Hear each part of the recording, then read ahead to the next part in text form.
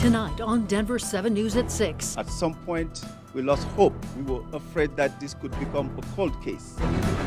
Arrests are made in the murder of a family of 5. The suspects are teenagers. Many of us, if not all of us, have wondered to ourselves and out loud who could commit such a crime. Plus new details in a deadly crash involving a Denver fire truck. What President Biden's fracking decision really means for Colorado. Ongoing drilling programs can continue. And an honest conversation about a former president who didn't care for the truth. When you report fake news, when you report fake news, which CNN does a lot, you are the enemy of the people.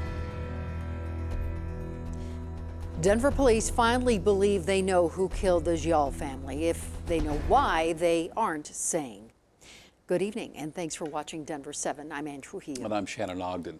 That family of 5 found dead in the ruins of their burned-out Green Valley Ranch home in August. And today, Denver police announced they've arrested 3 teenage boys for their murders, but repeatedly declined to give a motive. Denver 7's Gary Brode is following the investigation, and Gary, police did say they do not believe this to be a hate crime. Oh, sorry. I thought you were pulling out. I was afraid of blocking you.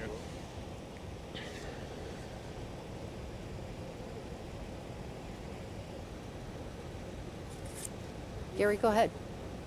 Yeah, to give you an idea, Denver police right now are saying that it is not considered a hate crime. However, they are not saying exactly why. This is a big relief, though, to the Senegalese community. I talked to 2 friends of the victims who say their community has been living in fear since this happened 6 months ago. To give you an idea of just how long it's been, you can see the flowers here at the memorial in front of the house have now withered away and died. As you mentioned, 3 arrests have been made in connection to those murders. 2 of those suspects are 16, 1 15. Now, they were arrested in Jefferson County today, and they're facing a long list of charges, including 5 murder charges. And what came as a shock to one of the friends I talked to was the age of those 3 suspects. For me, it's like, how could you do this? Like, it's just that question, why? Someone that young to be so evil that early. Like, what was the process? And I'll wait for the case to play out and learn more details, but it's just like, that young?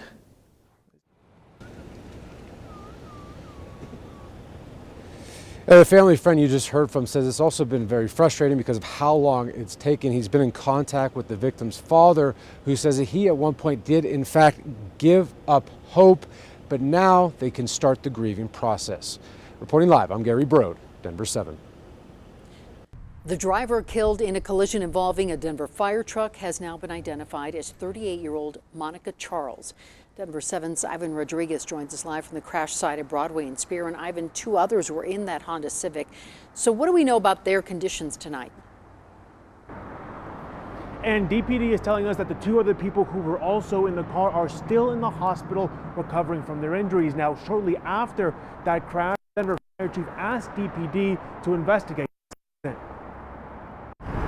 That crash happened Saturday afternoon at the intersection of Spear and Broadway. We were responding to an emergency scene yesterday. There were reports of the smoke in the building when one of our fire apparatus was in a tragic accident. That crash between a Denver fire truck and a car killed Monica Charles and sent 2 other passengers to the hospital. This affects us all. A life was lost. Other people are fighting for their lives right now. And I've got 5 men at home that are revisiting the scene in their head over and over and over again. The Denver Police Traffic Investigations Unit is heading the investigation and trying to piece together what happened the moments before a Denver fire truck and a car crashed. Although it's a busy intersection, authorities say there's little video evidence. If there is businesses in the area that happen to capture surveillance or have any portion of this, even if you don't have the crash itself, we are asking you to let us know.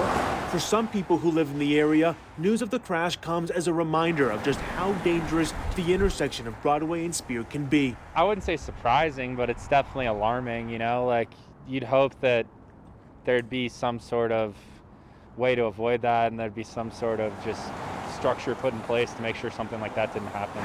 There's always someone going too fast. There's always someone kind of tailing you, so you always just got to be on your toes a little bit.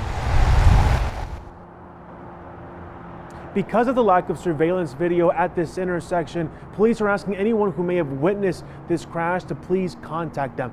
Live in Denver, Ivan Rodriguez, Denver 7. Thank you, Ivan. The Department of Homeland Security says law enforcement should remain on high alert for extremist threats. A bulletin issued today warns of violence by those who object to the presidential transition of power and of those motivated by, quote, perceived grievances fueled by false narratives. DHS warns the threat of violence will be with us for some time. 2 teenagers have been arrested for spray painting racial slurs on the playground of Coyote Hills Elementary School. Aurora police have not said what charges they will face. Gannon Stout disappeared from his Colorado Springs home 1 year ago today. His body found 2 months later, and his stepmother, Letitia, arrested for his murder. Gannon's father, Al, was away on military training when he learned his son was missing, and it would be the last normal day of his life. Perseverance and overcoming and, just not stopping and not quitting. It would have been so easy to lay down and just let this overtake us, but we're still here and still going. We're going to hear more from Mr. Stout tonight on Denver 7 News at 10. As for his now former wife, Letitia, she was recently found mentally competent to stand trial and is due in court again in March. 1,600 cases of coronavirus and 64 deaths were confirmed in Colorado today. 724 people are in the hospital, and that's down 16 from yesterday. The positivity rate is now at 4.8%, and staying below 5% is the goal. A FedEx distribution center in Denver, Ravencrest Chalet Bible School in Estes Park, and Colorado Northwestern Community College in Rangeley have been added to the state's list of active COVID outbreak sites. Nearly 960 locations are currently considered hotspots. At last check, there were still about 100 spots available for this weekend's drive-up clinic at Servicios de la Raza on Denver's west side. The clinic is only for those 70 and older. It's also intended for those who live in that community.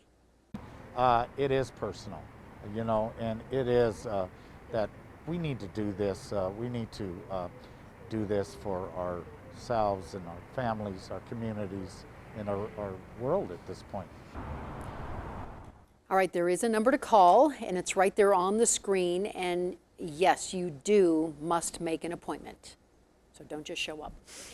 If you were mugged, police wouldn't task you with tracking down the suspect. If someone set your house on fire, first responders wouldn't hand you a bucket and tell you to get to work. But that's basically what we do to people who are going through identity theft, or in tonight's case, the husband of someone whose identity was stolen.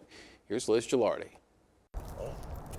Ted Kazmierak is a retired bus driver, a veteran. He's all about routine, but what he found in the mailbox was unexpected. I got a 1099-G from the state of Colorado, from Colorado Department of Labor, for my wife, John Kazmierak. It was a tax form for his wife of 32 years, showing she collected nearly $2,000 worth of unemployment benefits. On here, they have her name spelled John, like a man's name. There's several signs it's fraud. Not only is the name spelled wrong. I looked at it, I shook my head, couldn't believe it, and I showed it to my daughter, and she says, "Pop, Mom's been dead 7 years." His wife passed away in 2013, yet someone was still able to collect unemployment benefits in her name.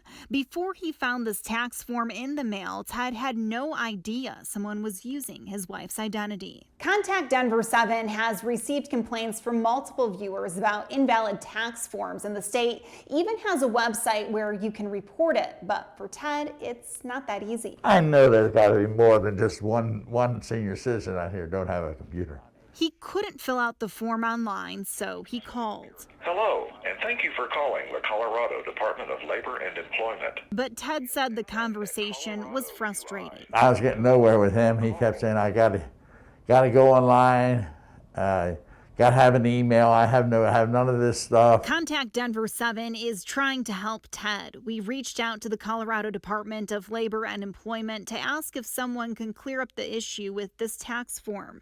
Ted said he was tempted to stick it back in the mailbox or throw it away because he didn't know what to do. All I want to do is get this straightened out, because I bet there's people out there with these forms I don't know what to do with them. Liz Gilardi, Denver 7. It's frustrating. Now, President Biden made good on his word today and froze all new oil and gas leases on federal lands. Existing contracts will be reviewed. The move was praised by Democrats, ridiculed by Republicans like Colorado's Lauren Boebert. The Congresswoman called it an unlawful attack on the livelihoods of the people in her district. Now, in truth, the order should have little immediate impact. It did not have any impact for several years. Several years. If an oil company had access to land via leases in the past, they still have that access to land today. If they have permits in hand to develop that acreage, those permits are still valid. If they have applications in to get permits to develop additional acreage, supposedly those applications will still be processed. So all of the revenue sources that are in hand for Colorado or any other state are still real. President Biden also stressed the need today to create jobs to replace ones lost by the country's gradual transition away from fossil fuels. And Colorado's Michael Bennet is among 38 senators pushing for a minimum wage of $15 an hour. The Senate plan calls for raising pay over the course of 4 years. It would also require the support of every Democrat in the Senate and 10 Republicans, and that seems unlikely. Well, President Trump's gone, and the free press is better for it. We'll have that conversation when we come back. It's been milder today. Coming up, I'll let you know which day hits 60